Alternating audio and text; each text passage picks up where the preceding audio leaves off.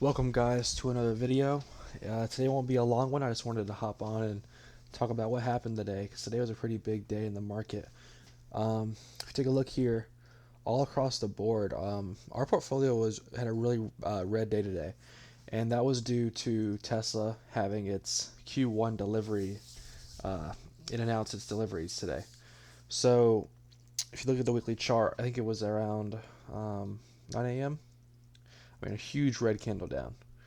So we expected this to happen. If you watched our last video, we talked about this, and basically, I said how I expected a big move from Tesla on Tuesday when they announced this. So everyone was bearish going into this, and I was bearish as well. I was expecting a huge drop, and the fact that we only dropped about 5% today was a win in my book because the deliveries were terrible. But I wanted to talk today about basically what's going on with Tesla and what am I doing with Tesla. So now when we take a look, Tesla missed Q1 delivery estimates as expected, like we talked about. Tesla announced 386,810 vehicle deliveries compared to 422,875 year over year. So that's a big decline in deliveries year over year. So what am I going to do with Tesla? Here's my thought process. Do I love the stock price going down? Yes, because it gives me time and an opportunity to buy shares for cheaper. So, is that what I'm doing? Mm, Not quite yet. Now, why is this? I'm holding off a little bit and I'm trying to hold back until Tesla announces earnings. Now, if you follow Tesla, and especially their earnings reports, Tesla usually does very poorly after their earnings reports. So, as I wrote here, one of the hardest things to do in the stock market is nothing. It is one of the hardest things to do because sometimes you want to panic sell, sometimes you want to buy, sometimes you want to trade out a position. Like, I don't want to hold Tesla anymore. I want to hold this stock. Or I don't want to hold Apple anymore. I want to hold this stock because it's not performing well. Sometimes you just have to let things run their course, and that's what I'm doing here. So take a look at the Tesla 5-year chart. I mean, the the stock has been stagnant for almost, well, it's like 4 years now. So over 4 years. So it's definitely flattened out for the past 5 years. But nonetheless, I am still super bullish on this long term, and I am very, very excited for the years to come. I think we'll see some more growth ignited, maybe mid 2025. So I think now is a good time to get in. Um, However, like I said, I might throw a few dollars here and there into this, but like I said, I really want to wait until earnings because I could really see this dropping more.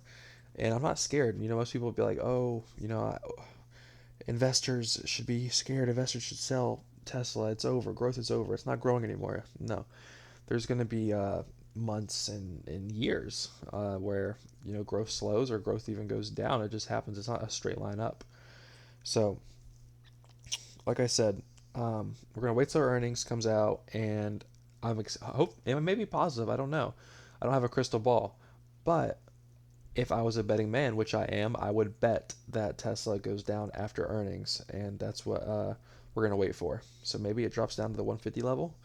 I'd be happy with that. 155, 150, even below 150 if it's really bad earnings. That would give us a great opportunity to add more and bring our average cost down of 180. So earnings is on April 23rd, so we will definitely make a video or a few videos before then.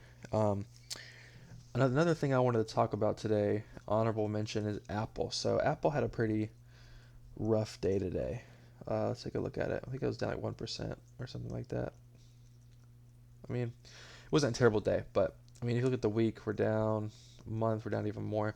So Apple's not doing great this year. But like I said, that's good for us. That gives us more opportunity to buy.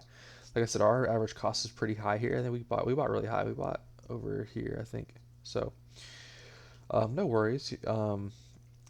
What I would love to see from Apple is a slow decline to the low 160s or even high 150s, and that very well could be possible. Take a look at the chart. I mean, the 155 was right here in March 17th, 2023. So if it does go down to that level, I would be definitely accumulating more shares for the long term. All these, as you know, all these stocks in my portfolio are 5+ year holds.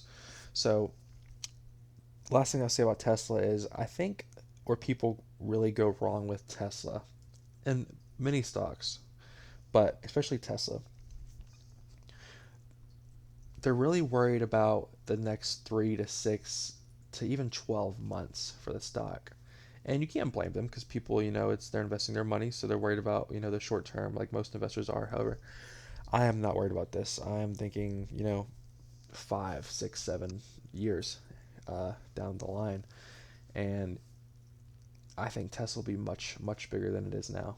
So that's where people go wrong. They see the volatility and the roller coaster ups and downs, but that's gonna happen. If you can't handle it, then you can't be investing in companies like Tesla where it's so volatile.